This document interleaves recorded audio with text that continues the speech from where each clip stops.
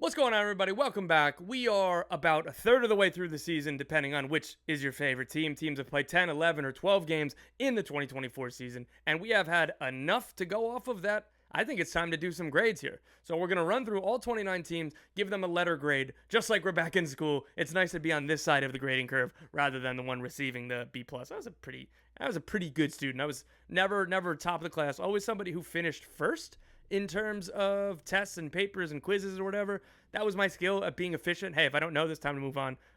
Make a quick decision and go. And that's why I went to a public school in New Jersey, both for high school and college, and I didn't go to one of those smart schools. We're going to grade some MLS teams, all 29 of them to be sure. We're going to go bottom to top in terms alphabetically because we like to be different and cultured rather than go Atlanta to Vancouver and go Vancouver, Atlanta. Shout out Vancouver Whitecaps. And we're going to do some eye test stuff, some stat stuff. And I will say a lot of these underlying numbers are all brought to you by Opta in terms of them compiling the data. But in reality, for a moron like me and trying to compile this data myself, Jeff Reuter, my good friend, my esteemed colleague at The Athletic, he's so good with these visualizations, with these advanced data. So I just bothered Jeff all the time to find out different information. And hey, man, why can't I find expected goals against on Opta here? And he's like, here you go, friend, instead of calling me a moron like you should. So all these numbers are brought to you by Jeff Reuter. And I feel like I say this week to week. So I think that we're going to play a little clip now when I say thank you to Jeff. Here it is. Jeffrey! It's Dan Soder, by the way. That's from his new special. It's on YouTube. It's hilarious. But I've had that in my mind every time that I say thank you to Jeff on one of these videos. That Jeffrey. So thank you, Jeff, and I hope that this is very nice. Jeff's going to be on the channel at some point in the near future. All right. Anyway, too much rambling. Let's get to the grades. All right, off we go. As promised, I'm a man of my word. We're starting at the bottom here. The Vancouver Whitecaps. They are fourth in the Western Conference with 18 points to start the season. This is a very good team. I'm giving them a B+, as you see on the screen here. I probably should have led with that. I'm giving them a B+ because I think this is a really solid team, a really strong team. I think they're performing at the top of what the talent of this roster is, and I don't mean that in a bad way. Their floor is so high with what Vanni Sartini is doing with his group consistently, the top-end talent in this group, and, again, the median talent in this group. My only worry with this team is the top-end talent, particularly in knockout tournaments, which, of course, is the Leagues Cup and the playoffs. That was shown with their 0-0 draw against Austin at home. I know Austin have proved difficult to score on because Brad Stuver is playing incredible, and Austin are trying to yuck up the game, which all the power to them. It's worked out for them. But again, you need special players sometimes to break that down. And again, I'm a big fan of Ryan Gauld. He'd probably be better as a 1B than a 1A. So that's my only worry about this team. But even if they don't add a DP in the summer and a high-level attacking player, which, by the way, they can do that if they want to, and hopefully they do, even if they don't, I think this group is still good enough to top the Western Conference because I think that they're the best bet at consistency for the rest of the season. You know what you're getting with this team. A lot of their top players won't be gone for international tournaments. That's another bonus. They're only 3 points off Real Salt Lake for first place, and I think that they're going to be in the mix for the rest of the season here in the Western Conference. Let's keep it moving as long as, oh, look at that. Good transition. Toronto FC. I'm giving them an A, man. Look, a lot of these grades and rankings are going to start with my expectations going into the season or what I hope to be the collective expectation. So life's all about relativity, and relatively speaking, myself and damn near everybody else at Toronto FC, bottom of the Eastern Conference. This looked like the most unattractive situation for a sporting director or a head coach to be in. Again, Jason Hernandez is the GM. All the credit to him for what he's done since he took over officially in last summer. He started overturning a really bloated roster with a whole lot of bad contracts. John Herdman's come in, and he's worked to get buy-in from an absolutely fractured culture. So they're on third place with 19 points. Look, they are not going to finish third in the East, or maybe I should be careful with making definitive statements, but I feel pretty good about that one, right? They're overperforming, to be fair, but they have a real chance at the playoffs, and almost to the point that, like, if they're still around here in a month, it'll be disappointing if they don't make the playoffs. And I would have laughed at you if you told me that was the expectation for Toronto FC in 2024 before the season started. So I've been really impressed. It has been excellent both on and off the field, with the front office overturning a lot of bad contracts and bringing in guys that look like long-term fixes rather than short-term answers that end up not being short-term answers. And both on the and off the field with culture. Like John Herdman, all the credit to him for getting buy-in from Insigne and Bernadeschi, from getting buy-in from other players around this team. This is this Toronto FC team is unrecognizable from what they were last year. We're like historically one of the worst teams in the league, particularly over the after Bob Bradley was fired. And I will say, if this team was actually bad, when they had a bad run of form recently, when they were definitely overperforming, they dropped a couple games. If this team was actually bad, they would have sagged back down. But they haven't. They've bounced back. And again, I'm very, very impressed with Toronto FC. Give them an A. Moving on, St. Louis City, C-. We knew that there was going to be regression, but 13 points and 9th in the West with 7 draws in 10 games. That's too much regression, man. And I will say it's so crazy that they have so many draws because this team doesn't play for nil-nils. This team absolutely goes for it. There's a lot of the high-scoring games. The variance for this team should be much higher than 7 draws in 10 games. So for me, that's a statistical anomaly. Again, I think that they still have a lot of really good pieces. For me, and for, I don't know, anybody with eyeballs who watched soccer before, knows that this team needs more attacking juice in the summer. They're going to add that. I know that I reported this week that they've had preliminary talks with Marco Royce. Whether or not anything advances there, they're still going to bring in another attacker. They've been linked with a fella named Tuchert, who I should have probably prepped for a little bit better rather than riffing off the top of my head. Anyway, Bundesliga veteran, he's out of contract. Things are looking good there. Nothing's done, but St. Louis City are looking to add in a big way to their attack this summer, and they desperately, desperately need it. The underlying numbers still like this team. So for me, I'd still C-. I'm disappointed with where they are, but I'm bullish on them for the rest of the season. They're clumped in a group with, so they're in 9th. Below them is Kansas City, Seattle, Portland, Dallas. I think I like St. Louis better than all of those teams. Maybe you could talk me to Seattle, but for the most part, I'm not as worried for them as I am Kansas City, Seattle, and Dallas. So all of that to say, a solid C-. C's get degrees, man. C's get degrees.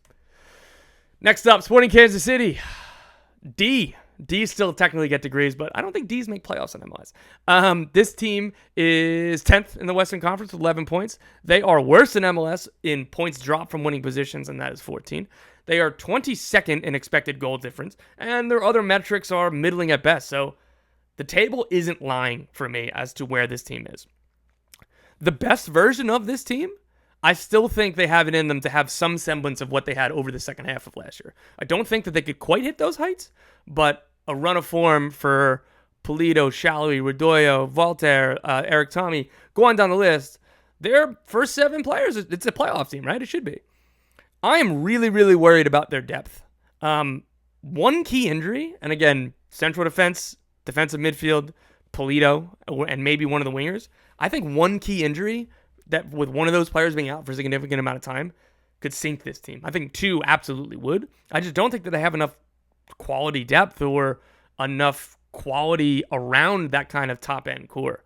And they don't have a cushion to lean on because they've pissed away so many points from winning positions to start the season. So all in all, this is one of the teams where I see a lot of variance of the top, the ceiling and floor. We'll see. Again, it wouldn't shock me if they turned it around and stopped giving away points late and started playing the top end of this team is very good. I just think that there are many more outcomes of this team missing the playoffs than them getting into the playoffs. Next up, San Jose Earthquakes. It's a D. And I say it, life's all about relativity, like I said off the jump. I'm talking all negatively about Sporting Kansas City and giving them a D and all this stuff. And then my inflection of my voice went up, giving San Jose Earthquakes a D. And they're last in the league, right? 7 points after all these games. The difference is 10 days ago, this would have been the easiest F that I gave out in these rankings. But a club record signing, a big win over LAFC at Levi's Stadium, and you start talking to yourself, hey, maybe, right? Goalkeeping has been a disaster. I wish that I had a deeper analysis to why this team has been so bad. It's the 18s. It's goalkeepers have been the worst in the league between William Yarbrough and Daniel before he got injured. And Jeremy Abobasi hasn't made much of a difference. Until last week, Christian Espinoza really wasn't making much of a difference. Amal Pellegrino, again, it seems like an easy take. It seems like I just looked at the standings and looked at a couple numbers and was like, yeah, let me rip on San Jose. But watch a lot of these games. Final third, defensive third. And that's the difference at the high level in soccer, and particularly with all the parity in MLS, which is giving me the point to say, maybe this team can turn it around. I wouldn't bet on it for sure, but I really liked what I saw from the club record signing. I really, again, I can talk myself into this team. I can talk myself into the best case scenario. I really like Luchi Gonzalez as a coach. There's some players that I like. But again, I just like Kansas City. I think that there were many more outcomes with this team being closer to the bottom than sneaking into the playoffs. But hey, we'll see. They also have 12 points dropped from winning positions. That's second worst in MLS. Tied for second worst, that is. So if they clean that up, maybe they can go on a run here. But look, I think that they've used up whatever idea of goodwill or whatever idea of leash in terms of making the playoffs. Like, they don't have a lot of room for error right now, and that's not a good place for the San Jose Earthquakes to be in. Next up, Seattle Sounders, also a D. We're just ripping off Ds here. Blame the alphabet for this one. Look, I'm really disappointed by Seattle. Look, let me just say they've been killed by injuries. I get it. They've, been killed by bad finishing or coming up short in moments. I genuinely believe this team is much better than 10 points after 11 games. But like, it's a results business, and particularly for a team like Seattle with so many veteran players, bringing back so many players. I thought this was the safest bet in the West, like pretty easily, to be fair as well. Like, it's been really frustrating to see how their season's turned out, and like, they've been boring to watch. They have 13 goals after 11 matches, which isn't very good, but they're fifth in expected goals somehow, and I had to like look at that a couple times because just from watching this team, like, it doesn't feel like they're fifth in expected goals in the league, but hey, that's what Opta says, so that's what Opta says. Hey, maybe Pedro de la Vega solves it whenever he returns. But there's just a lot of ifs with this team, and I thought if anybody in the Western Conference was going to have a really high floor, is the Seattle Sounders team, and I've just straight up been wrong. Next up, Real Salt Lake. Let's go for some positivity here. Let's give them an A. Excellent start to the season for Real Salt Lake. 21 points, top of the Western Conference. They are in the Supporters Shield race, tied for second with FC Cincinnati, and they should be in the Supporters Shield race for the rest of the season. Like, that's my expectations for them now. Chicho Arango is a top-tier star. He's an absolute talisman. And they're getting contributions from a lot of players on this roster. Fidel Barajas, you want to give a 17-year-old kid adapting to a new league some time. He's been really good, and he's been really useful. And I think Pablo Mastroeni, the same way that he used Diego Luna at the beginning, and particularly last year, like, I think he's handling him really well. Like, he's giving him, like, letting him earn starts, but also not being like, all right, kid, you've arrived and whatever. Like, he'll have his down moments. He's 17. Diego Luna, he's having his down moments right now, but Fidel Barajas is stepping up. Andres Gomez has been playing very, very well. The physical tools when he signed were evident. I'd still like to see more in terms of final third decision-making and quality end product, but he's a really good player, and, like, there's a reason why they spent $3 million or whatever they did on him. Like, I really like the collection of talent in this team, and they can still add a DP this summer. So I hope that they do. I really hope that they push in to try to capitalize on this start. Their second expected goals against, which you look at the collection of talent in this defensive unit, no disrespect, I wouldn't call it, prime early Nashville or some of those Jesse Marsh Red Bull teams, right? Like, that's really good tactics. That's really good buy-in. That's really good all across the board. They're first in expected goals per shot against, which contributes to the second in goals against. And expected goals against, Again, this is a legit Shield contender. They have the foundation of the defense, and they have a top-end star, and that's the formula. Next up, Portland Timbers, C-. I might be a little bit optimistic. On this. I felt much better about it 6 weeks ago, to be fair. Now, they're 8 games without a win. They've given up the most goals in the league, and they're third worst in expected goals against. So it's not like they're getting unlucky. They're 25th in passes per defensive actions. And I'm going to use that stat a lot because that tells me how active teams are on defensively, how aggressive they are defensively, how much they're doing defensively. And look, it's not a catch-all metric. It's really difficult to glean, binary, this is a great stat for defensively in soccer, right? But I really like PPDA, and I think that matches the eye test. They're just not doing enough, right? Like, they've conceded multiple goals in 7 consecutive games. It's really hard to win, even though this attack is really, really good. So, look, things could get better because they have those special attackers. The defensive foundation of Diego Chara as the 6, Kamal Miller, and Maxime Crépeau, like, those are 3 really good players and 3 players that I like. So, I can see the road forward, but look, man, again, 7 games in a row conceding multiple goals. It's just not been good enough lately, and, like, they're at an inflection point of their season right now. They've got 10 points after 11 games, tied with Seattle. There's plenty of time to turn it around, but they desperately need a clean sheet. Just one clean sheet coming up here, I think, would help them a lot. Next up, Philadelphia Union, C- for me, because this team is in 8th place with 14 points after 10 matches, and they should be closer to Shield contention. Things have gotten better recently, but like 16 goals against isn't what this team is about. Jim, even when they were pyrotechnic with the attack, when they had that summer 2 years ago where they seemed to score 4 or more goals every single game, this team's identity was still defensive. They were still doing, like, Jim Curtin does this fun thing where it's like, sounds childish, but it's like, yeah, I buy the team pizza if we get a clean sheet. And, like, it's just a fun thing that the players all talk about. And it's like a stealthy, low-key, simplistic way to build locker room culture and to keep the vibes good and remind us that, hey, we're playing a game here, man, right? Like, so, again, Jim Curtin's one of the best, maybe the best man manager in MLS, and that is constantly overrated, that quality in all managers. And all of that to say, defense is still this team's identity. Like, I'm sure he's struggling to sleep. Like, 16 goals against in 10 matches. That ain't them, man. Andre Blake has been in and out of the lineup, and when he's been in, he's not good. I have no idea what's going on there. Some of the underlying numbers, they're 23rd in field tilt, which just essentially means whether you're dominating with the ball or against the ball, that you're pushing the game forward. This team is never about possession, but they were about winning the ball high up and putting you on your heels, and they would kind of play mid-block and transition. But 23rd in field tilt is not what the Philadelphia Union are and should be. I still bet on them moving forward just because of all the success they've had and some of these top-end talent and Jim Curtin and everything else. But it's really weird because this, like, it reminds me, like, they're better than Seattle, and they have been better than Seattle this season. But this was always, like, a really safe bet to be a top 4 team in the East. Like, just look at what they've done over the last 6 years, and they're bringing back so many players. So, again, CONCACAF Champions League run, that creates fixture congestion, but just leaving something to be desired so far. Next one, this one I think might have been my easiest grade. Orlando City, F. Where do we start? 9 points after 10 matches. Luis Muriel looks awful. He looks like he doesn't fit. He looks like he's 42. Like, he shouldn't look like this. And I was giving him benefit of the doubt to start. Hey, he came here. The visa process. It took a while to get into training, to get into the team. Okay, his first couple games, he didn't look great. He looks a little slow. He looks whatever. Brother, he's been here for 3 months. If this is who he is, this has been awful. I don't understand what's going on. Pedro Galese looks awful. I think dollar for dollar now, like, because his contract's big, because he's generally a very good keeper.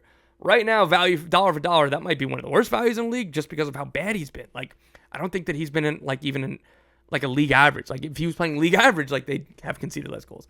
There have been so many individual defensive mistakes. There have been so many individual mental mistakes, like that red card by Rodrigo Schlegel last week against Cincinnati. Starting the game against Cincinnati at home, they score off the kickoff. How does that happen? Like, where's the urgency with this team that should be having a lot of urgency?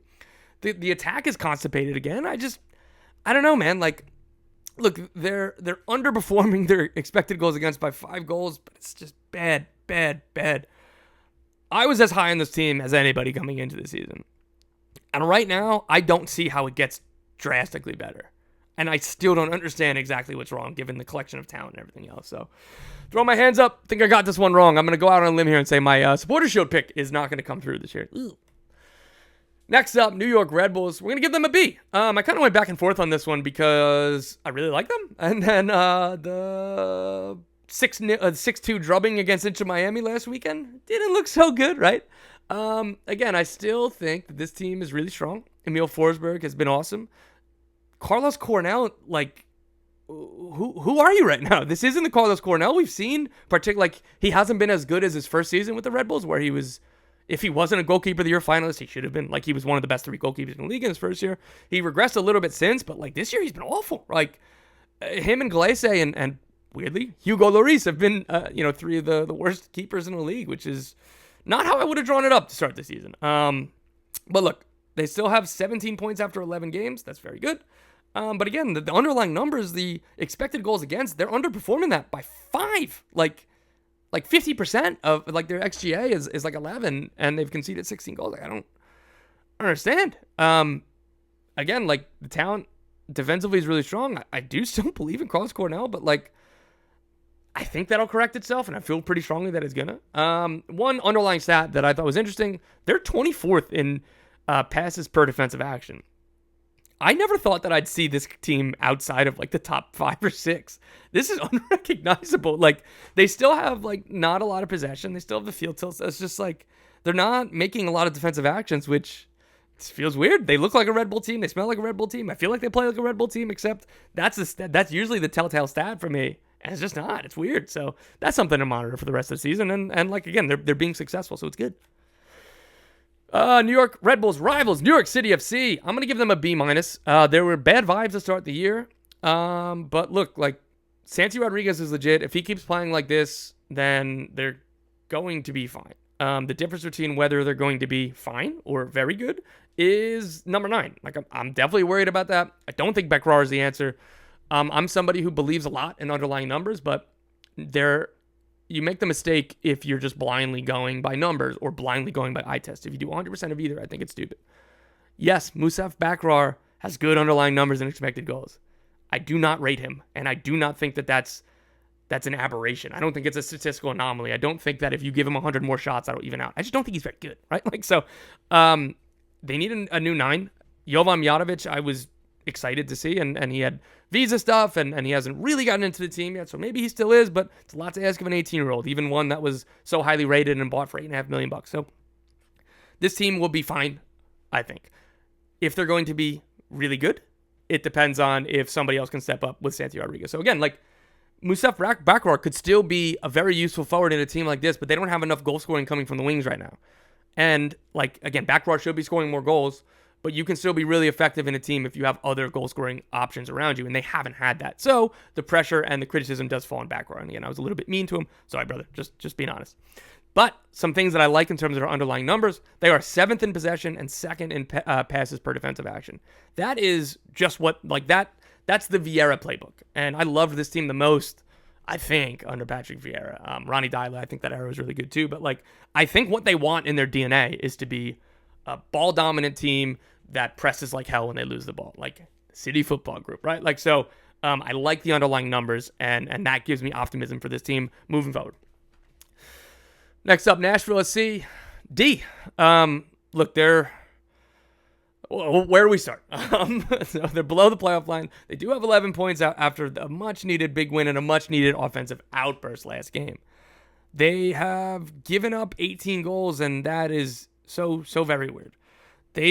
They're tied for second worst in the league in points dropped from winning positions, which, look, man, if you're going to play like this where the criticism is you're not being expansive enough, you're not being attacking enough, you're not taking enough risks, that's fine if you get results, I think. Look, if you offered San Diego what Nashville's existence is in MLS, they should take it. I don't know if they would or not. But this has been straight up a very, very successful team. Gary Smith has been a very successful manager. But if you're going to play like that and then not be able to hold on to any leads, this is when the criticisms is going to come hard and heavy, because you're not playing attractive, you're not playing expansive, you're not playing with enough risks or enough creativity, but somehow you're still dropping points from winning positions. So that's surprising. Another thing surprising, they're 14th in MLS in expected goals, which I don't see it that way. Maybe they really got that boost from that win against Montreal. All in all, it honestly could be worse. Like, the vibes of this team a couple weeks ago, really, really bad. And Walker Zimmerman's back.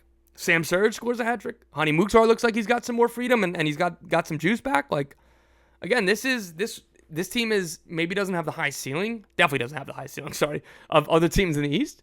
But they should have a higher floor than when they are right now. So I'm very curious to see where this one goes.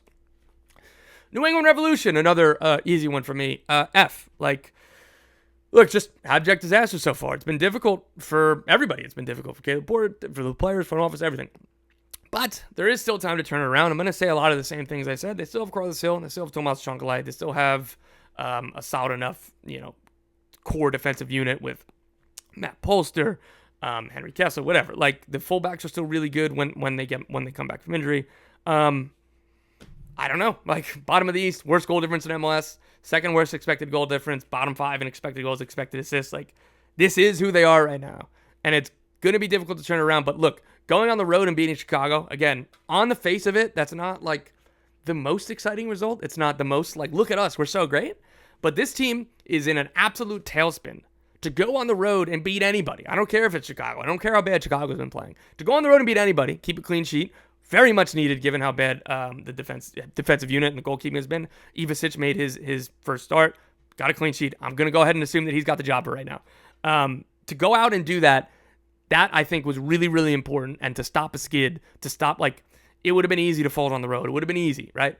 But they got a 1-0 result. And you need results to get this moving, and maybe it will be. Next up, CF Montreal. I'm giving them a B.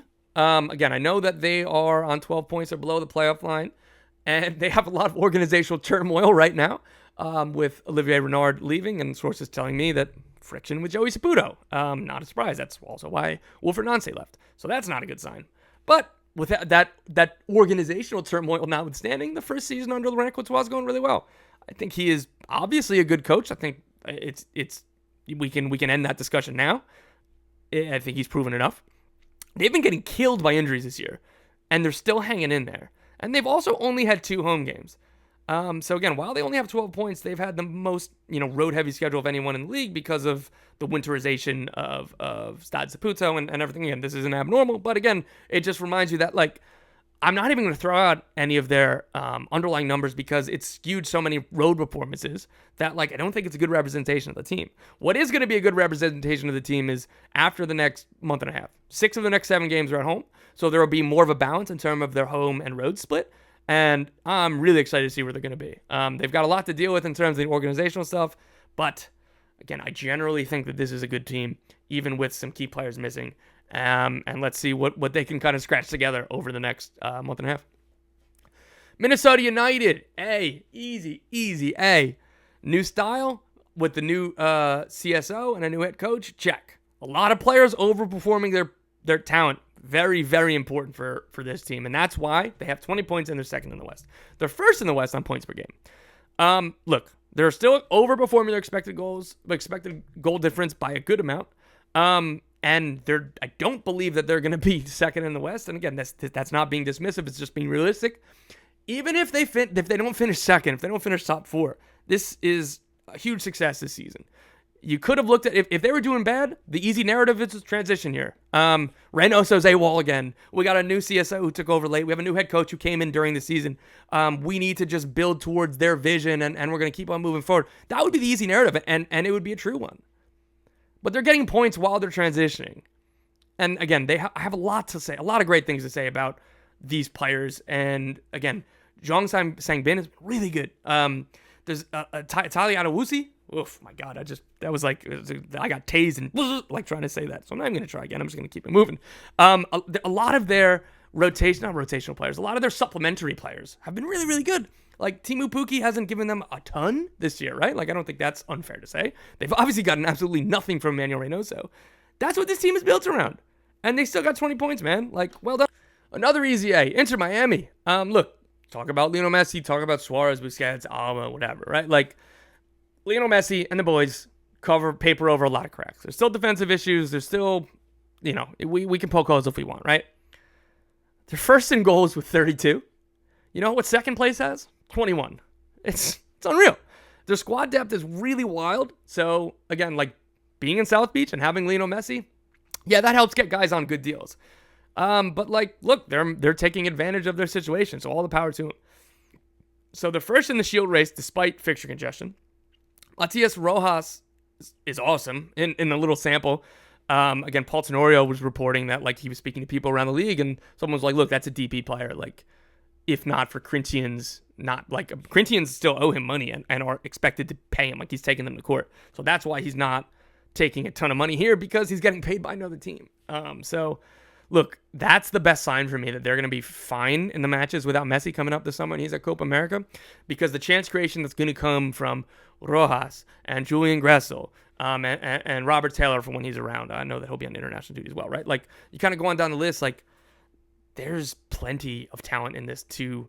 My whole thing was I didn't think that they were going to be Shield contenders because I didn't think that they were going to be able to weather the storm without Messi, and I figured Messi was going to play somewhere between 20 and 25 games. Well, that's still the case, and they're first in the league right now, so I'm not really going to doubt them now moving forward.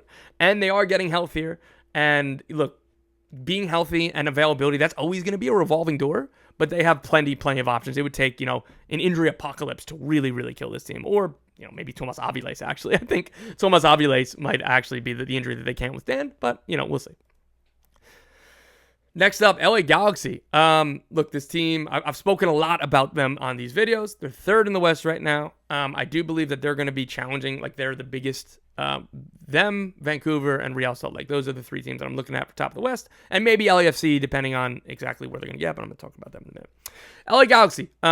This is what Greg Vanney's vision is. What I like is that it's not possession for possession's sake. It's not pondering and slow and go sideways and take our time, and it's possession with a purpose. So they're 4th in MLS in possession, and they're 28% in long pass here, which is essentially 1 through 29. How often of your passes do you go long? And those 2 things are expected, and that's great. They're 1st in direct attacks. So it's possession with urgency, possession with a purpose. It's maximizing Joseph Pansel and Gabriel Peck. So I like this team a lot. Jaylen Neal has looked good since he got back. That's what they really, really need. Again, I think the defense can hold up for the rest of the season. I think that it's going to be fine, that they're going to be good. I think it's good enough to be definitely top 3 in the West, and they should be challenging first. That should be the expectations with this team. They're going to be dangerous in the playoffs and the Leagues Cup because of their top-end talent. They're also going to be susceptible to an upset because their starting center back duo is a combined 72 years old. Unless Jaylen Neal, for as long as he's available, maybe he is the preferred partner for Maya Yoshida, whatever, right?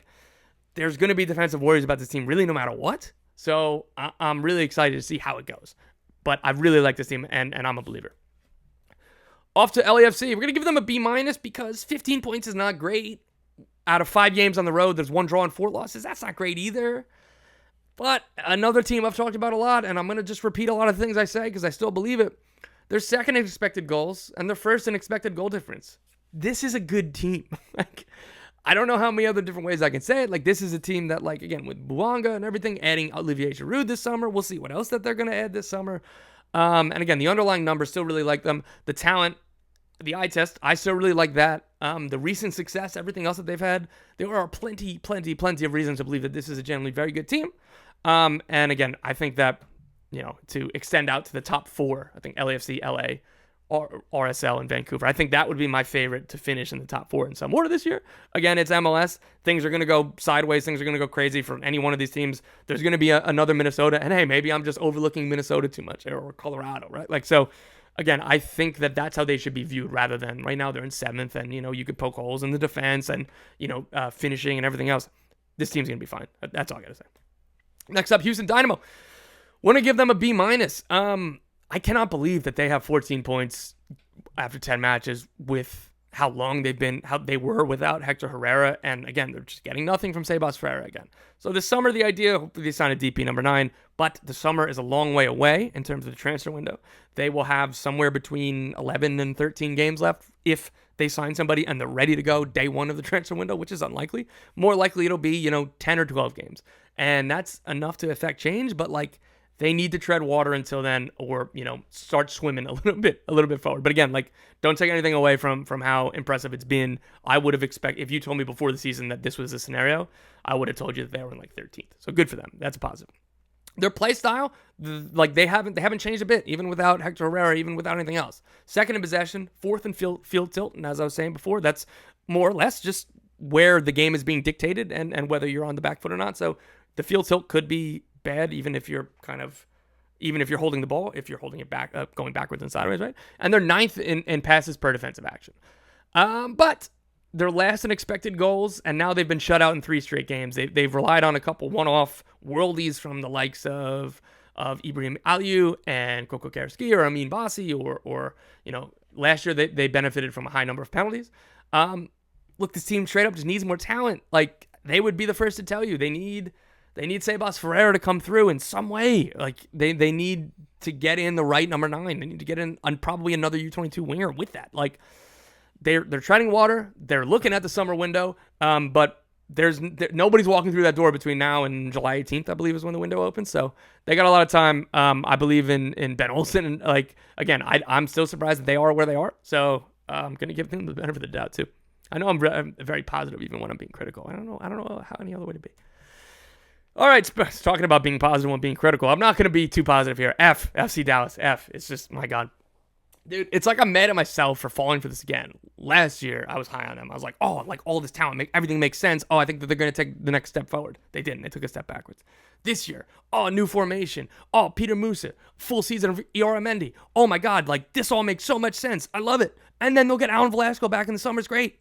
3rd last in expected goals. 19th in expected goals per shot, 22nd in passes per defensive action, 22nd in field tilt. It's just all bad, or best case, right? It's just disappointing. Like, I don't know what else to say. Like, this team should be so much better, and it sucks that they're not. Again, to make the optimism case, like, there's been a lot of injuries. It hasn't been easy. There's a lot of pressure now to get results, so they're probably going to shrink a little bit in terms of being pragmatic.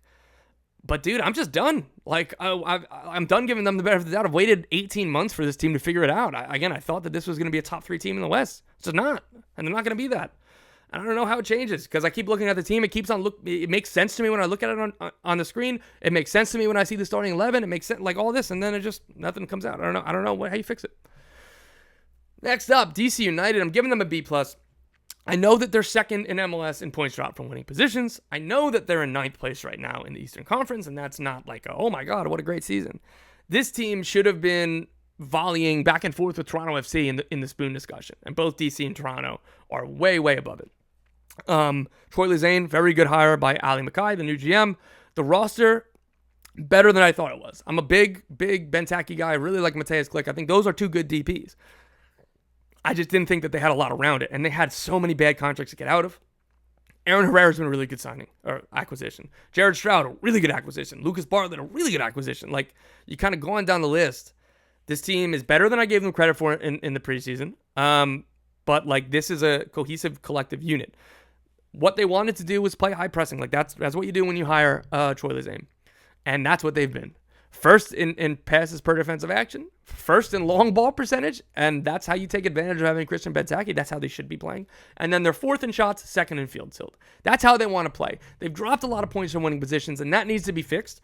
But I'm less worried about that than I am the talent level. Like, I think that can correct itself. And again, they still have another 2 windows, I think, this summer and this winter, to really overhaul the squad and to really be in a spot where it's like, okay, time to go.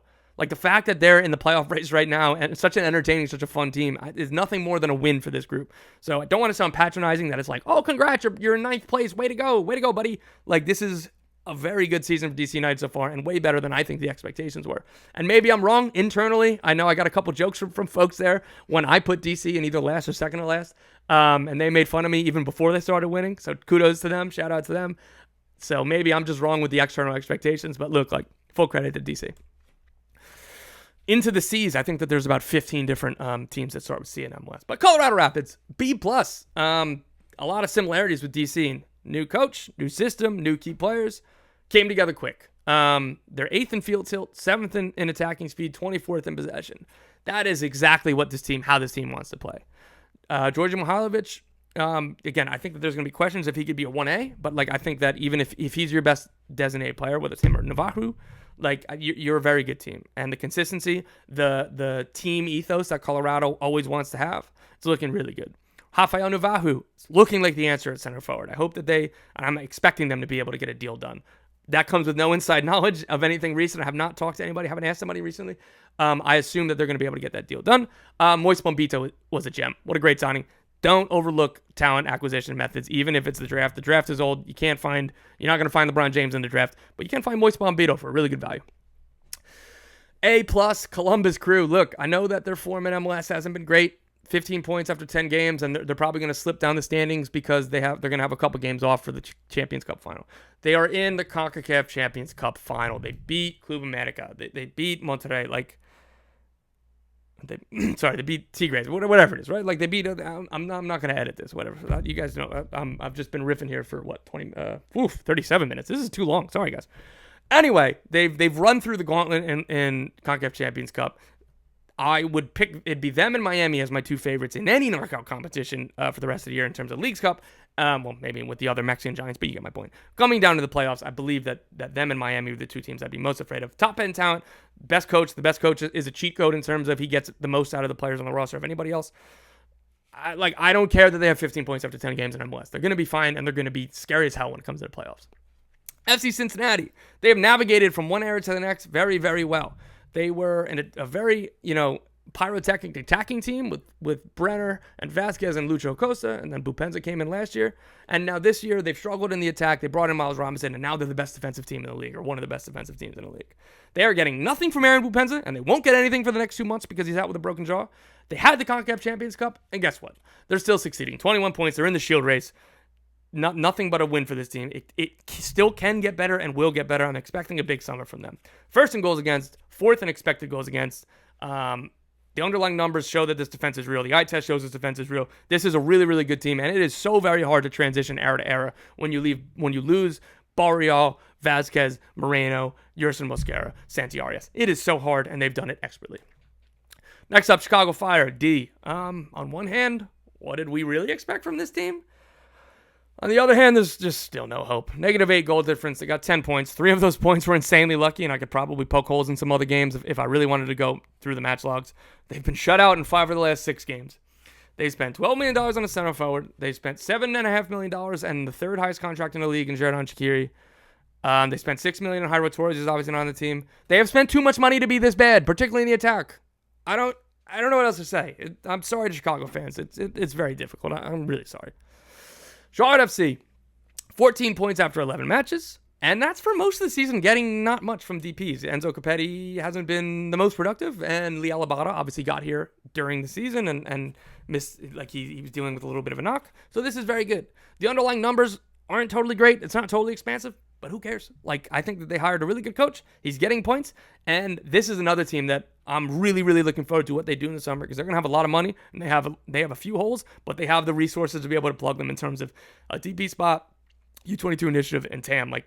I like Charlotte FC. I hope that they come through this summer. 2 more left. Just almost gave it away there. Austin FC, B-. It probably should be a little better if you're just looking at the table. But, dude, like, they're second to last in expected goals, 9.5. They are last in MLS in expected goal difference, -9.5. The underlying numbers hate this team. Credit where credit's due for the results they've picked up. Like, this is results business, everything else. They are outperforming the sum of their talent. And I'm not taking anything away from that. It's just, I don't think that this is what the points are offering. But again, I want to eat a little crow, say, hey, like, good for them for being where they are. If they can tread water for the summer, I think they're another team that's going to be in for a big summer. So that's the goal, and they're doing really, really well that way. All right, lastly, Atlanta United, D+. Bro, they should be so much better than they are. 12 points after 10 games. They should be in the Supporters' Shield race, and they're not. 5-game winless run. 3 of those games are at home. That's unacceptable for this team. Just unacceptable. Next 5 games, DC, Cincy, Nashville, LAFC, Miami. Bro, this might get worse before it gets better. And I'm going to tell you, if they don't do well during this stretch, I think Gonzalo Pineda's gone. And I think that would be, he's gotten plenty of time. And again, to start off this season with this team, with so many players coming back, their biggest stuff was last summer. You know, they brought in Stian Gregerson this winter, and Bartosz Schließ. Those are 2 key signings, but the rest of the starting 11 was there. They have an MVP finalist and a Golden Boot favorite in Almada and Giacomakis. And they're not been very good, and like, just simple as that, right? Like, so, look, it is what it is. Just not very good from Atlanta United to start the season when they had big expectations. And that'll do it. I've rambled too much. I'm not going to do an outro. What is this going to end up being? 40-odd minutes? I'm sorry. I don't know how to stop talking. Let's go, Knicks. Bing bong, baby. See you next time.